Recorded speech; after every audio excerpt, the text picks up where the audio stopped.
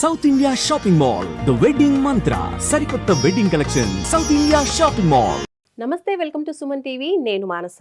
Covid cases మళ్లీ పెరిగిపోతున్నాయి. 24 గంటల వ్యవధిలోనే చూసుకున్నట్లయితే 564 కేసులు అనేవి నమోదవుతున్నాయి. అలాగే యాక్టివ్ కేసెస్ చూసుకున్నట్లయితే 4800, అంటే 5000కు దగ్గరలో ఉన్నాయి.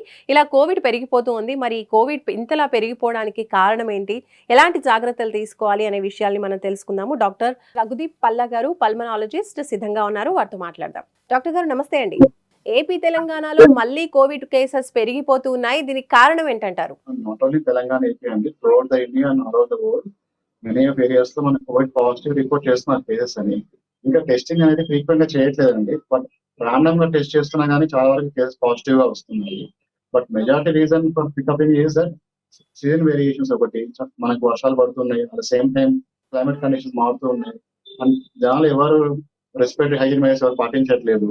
సో దానివల్ల నెంబర్ ఆఫ్ కేసులు ఫ్రీక్వెంట్ గా పెరుగుతూ ఉన్నాయండి స్లో. అండ్ మనకు ఆల్రెడీ కోవిడ్ తీసుకున్న వ్యాక్సిన్ పవర్ కావచ్చు, దాని ఇమ్యూనిటీ ఇన్ని రోజులు ఉండదండి.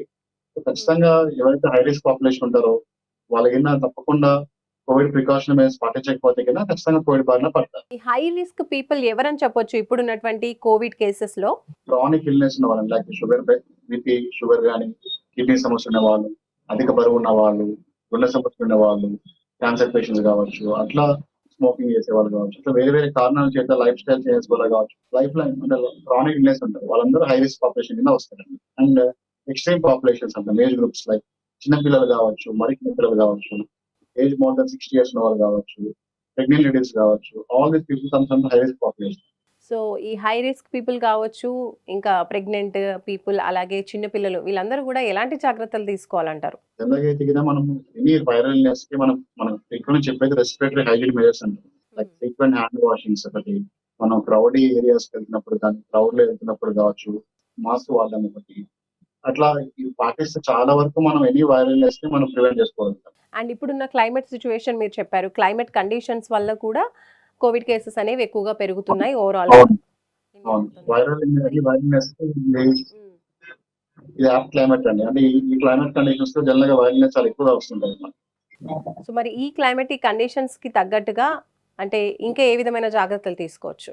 మనం ప్రాపర్ గా డైట్ తీసుకోవడము, హైడ్రేషన్ మెయింటైన్ చేసుకుంటా ఉండడము, ఓకే, అడిక్వేట్ స్లీప్ ఉండడము, చర్యలకు దూరంగా ఉండడము, ఇవి చేసుకోగలిగితే మాక్సిమం మన ఇమ్యూనిటీ పవర్ పెంచుకోవడానికి ట్రై చేసుకోవచ్చు. At the same time exposure అనమాట. అంటే మన ఇమ్యూనిటీ బాగానే ఉంది కదా అని మన వైరస్ కి ఎక్స్పోజ్ అవుతా అంటే మాత్రం అది మనకి సమ్ టైమ్స్ మనకు ప్రాబ్లం అయ్యే అవకాశం ఉంటుంది. కాబట్టి వీలంత వరకు మనం క్రౌడ్ ఏరియాస్ లో వెళ్లకుండా అవాయిడ్ చేస్తే బెటర్.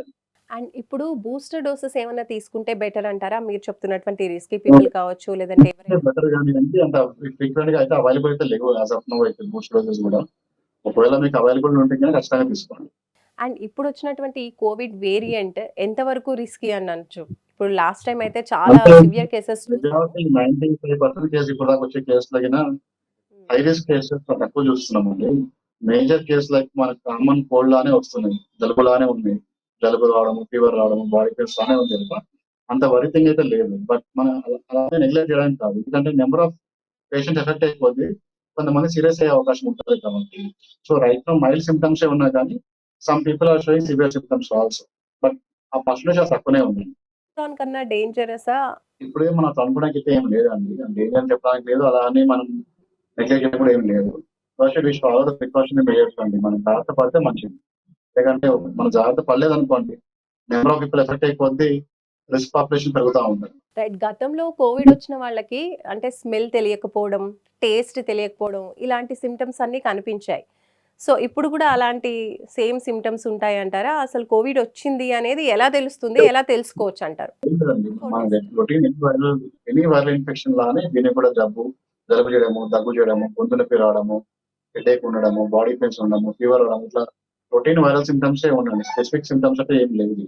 ఓకే. సో దీన్ని గుర్తించడానికి ప్రత్యేకించిన స్పెసిఫిక్ సిమ్టమ్స్ అంటూ ఏమీ లేవు. ఏమీ లేదు. వన్స్ కోవిడ్ వచ్చిన వాళ్ళకి ఎలాంటి జాగ్రత్తలు తీసుకోవాలి? తొందరగా కోవిడ్ పోవాలంటే ఎలాంటి ఫుడ్ని, వాళ్ళు ఇమ్యూనిటీ బూస్టింగ్ కోసం ఎలాంటి ఫుడ్ని తీసుకోవచ్చు? ప్రాపర్ ఇంట్లో దొరికే ఫుడ్, ప్రాపర్ గా ప్రోటీన్ ఫుడ్ తీసుకుంటే సరిపోతుందండి. అదే పనిగా స్పెషల్ ఫుడ్స్ అంటే ఏం అవసరం లేదు. అది హెల్తీ డైట్ తీసుకుంటే better. More of protein quantity ఉంటే కొంచెం చూసుకుంటే బెటర్ గా ఉంటుంది. ఏదైనా సరే బాగా వేడి అన్నం ఉడికించుకొని తిన్నాము, అలా చేసుకుంటే బెటర్ ఉంటుందండి. ఓకే అండి. అండ్ డాక్టర్ గారు ఇప్పుడు కోవిడ్ సిట్యుయేషన్స్‌లో అంటే ఇప్పుడు వచ్చినటువంటి కోవిడ్ వేరియంట్ పీపుల్‌కి సోకినప్పుడు ఎన్ని రోజులు ఆ మనిషిలో ఉంటుందంటారు? అది వచ్చినప్పుడు ఎలాంటి ఎఫెక్ట్స్ ఉంటాయండి? మనకు బాడీలో ఆల్మోస్ట్ మనకు ఒక 1 వీక్ వరకు మన బాడీలో ఉండే అవకాశం ఉంటుందండి.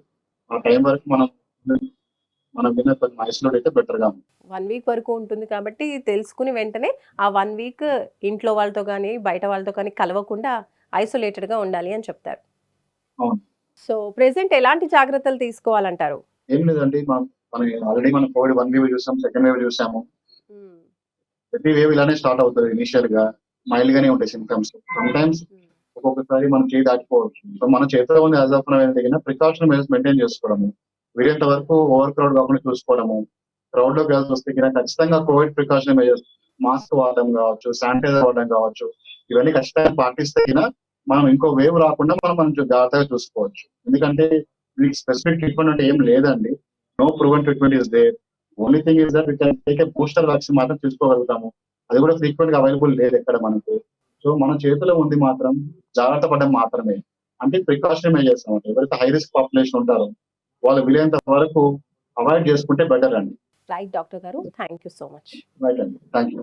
సో చూస్తున్నారు కదండీ! డాక్టర్ గారు తెలియజేస్తున్నారు. హై రిస్క్ పీపుల్ అలాగే ఎవరైతే ఇతరితర హెల్త్ ప్రాబ్లమ్స్‌తో బాధపడుతూ ఉంటారో, అలాంటి వాళ్ళందరికీ కూడా ఇప్పుడు కొంచెం రిస్క్ ఎక్కువగానే ఉంటుంది కాబట్టి, ఇతర హెల్త్ ప్రాబ్లమ్స్ ఉన్నవాళ్ళు కాస్త జాగ్రత్తగా ఉండాలి. అలాగే అందరూ కూడా సేఫ్‌గా ఉండడం, హైజీనిక్‌గా ఉండడం, ఎప్పుడు హ్యాండ్ వాష్ చేసుకుంటూ ఉండడం, ఎక్కువ క్రౌడెడ్ పీపుల్‌లో తిరగకుండా ఉండడం అనేది బెస్ట్ ఆప్షన్ అంటున్నారు. అండ్ వన్స్ కోవిడ్ వచ్చినా కూడా ఒక 1 వీక్ వరకు కూడా మన బాడీలో ఉంటుంది కాబట్టి కోవిడ్ వచ్చింది అని తెలిస్తే గనక ఆ 1 వీక్ టు 10 డేస్ ఐసోలేటెడ్‌గా ఉండడం, అలాగే పిల్లలకి, పెద్దలకి, ఇంట్లో వాళ్ళకి కూడా కొంచెం దూరంగా ఉండడం అనేది బెస్ట్ అని మనకి డాక్టర్ గారు తెలియజేస్తున్నారు. చూస్తూనే ఉండండి సుమన్ టీవీ. నమస్తే.